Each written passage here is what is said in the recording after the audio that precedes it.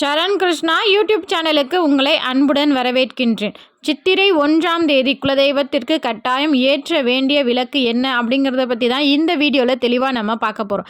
நம்ம சேனலில் உள்ள வீடியோவை ஃபஸ்ட் டைம் நீங்கள் பார்க்குறீங்க அப்படின்னா மறக்காமல் நம்ம சேனலை சப்ஸ்கிரைப் பண்ணி வச்சுக்கோங்க. நம்ம சேனலில் தொடர்ந்து குலதெய்வ பதிவுகள், ஆன்மீக தகவல்கள் வந்து கொண்டே இருக்கும். வாங்க வீடியோக்குள்ளே போகலாம். வரக்கூடிய புது வருடம் குரோதி வருடம். 6ஆம் வீட்டில் உள்ள கேதுவின் மீது குருவின் பார்வை விழுவதால் நோய்கள் தீர்க்கும் வருடம். கடன் பிரச்சனை முடிவுக்கு வரும் வருடம். பௌர்ணமியில் குலதெய்வ வழிபாடு செய்வதால் வெற்றிகள் தேடி தரும் வருடமாக குபேர யோகத்தை பெற்று தரக்கூடிய ஆண்டாக இந்த குரோதி வருடம் இருக்கின்றது.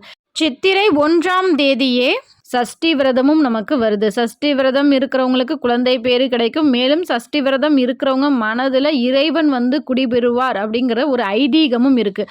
60 ஆண்டுகளில் 38வது ஆண்டாக வருவது இந்த குரோதி வருடம். இந்த சித்திரை 1ஆம் தேதி இறைவனுக்கு சாத்த வேண்டிய மலர்களில் முக்கியமாக இடம்பெற வேண்டியது பார்த்திங்கன்னா அருகம்புல். எந்த ஒரு செயல் ஆரம்பிக்கும் போது விநாயகரை வழிபாடு செய்வது நம்ம பழங்காலத்திலிருந்தே தொன்று தொட்டு வந்துகிட்டு இருக்கு. அப்படி இருக்கும்போது புது வருடம் பிறக்கும்போது நம்ம விநாயகருக்கு பிடிச்ச அருகம்புல் வைக்கிறதும், முருகனுக்கு உகந்த சாமந்தி, ரோஜா, சூரியகாந்தி, அது மட்டும் இல்லை நம்ம குலதெய்வத்திற்கு மிகவும் உகந்த தாமரை மலர்கள், மல்லி, முல்லை போன்ற வாசனை மலர்களையும் நம்ம சூடும்போது அந்த நாள் ரொம்பவே இனிமையான நாளாகவும் குலதெய்வங்களில் மற்ற தெய்வங்களின் அனுகிரகத்தை பெற்றுத்தரும் நாளாகவும் நமக்கு இருக்கும். இந்த சித்திரை மாதம் முழு சூரியனின் ஆதிக்கம் நிறைந்த மாதமாகவே இருக்கின்றது. ஏன்னா சூரியனுக்கு உகந்த மாதங்கள் பார்த்திங்கன்னா சித்திரை மாதம், அதுலேயும் ஞாயிற்றுக்கிழமை சூரியனுக்கு உகந்த கிழமையாகவும் இருக்கின்றது. அதிக வேலை வாய்ப்பையும் உடல் ஆரோக்கியத்தையும் பெற்றுத்தரும் ஒருவர் தான் இந்த சூரிய பகவான். அப்போ சூரிய பகவானின் முழு ஆதிக்கத்தோடு இந்த நாள் பிறக்கிறதுனால நம்ம பூஜை அறையில் பூஜை செய்யும்போது சூரிய பகவானையும் மனதில் நினைத்து கொண்டு பூஜை செய்யும்போது நமக்கு நல்ல நல்ல பலன்களையும் பெற்று தருவார். மேலும் இந்த சித்திரை 1ஆம் தேதி ஒரு சில பொருட்கள் நம்ம வாங்கும்போது நமக்கு அதிர்ஷ்டம் ஏற்படும். அதில் குறிப்பாக பலருமே சொல்லக்கூடிய ஒரு பொருள் தான் கல்லுப்பு, மஞ்சள், கோதுமை மற்றும் மளிகை பொருட்கள், தங்கம், வெள்ளி மற்றும் வாசனை மலர்கள் போன்ற நல்ல நல்ல விஷயங்கள் வாங்கும்போது நம்ம வருஷத்தில் நாள் நம்ம அனைத்து நல்ல விஷயங்களையும் வாங்கி நம்ம வீட்டில் வைக்கும்போது நமக்கு இன்னுமே நிறைய விஷயங்கள் நடக்கும், நிறைய பொருட்சேர்க்கை நடக்கும். அப்படிங்கிறது நமக்கு முன்னோர்கள் காலத்திலிருந்தே பெரிய ஐதீகமாகவே நமக்கு இருக்குது. இந்த பொருட்கள் எல்லாத்தையும் கட்டாயம் வாங்கணுமானா உங்களால் என்ன பொருட்கள் வாங்க முடியுதோ அதை நீங்கள் தாராளமாக வாங்குங்க. சித்திரை 1ஆம் தேதி அப்படின்னோன்னா கனி காணுதல் அப்படிங்கிற ஒரு வழிபாடு எல்லார் வீட்லேயுமே செய்ய ஆரம்பித்தாச்சு.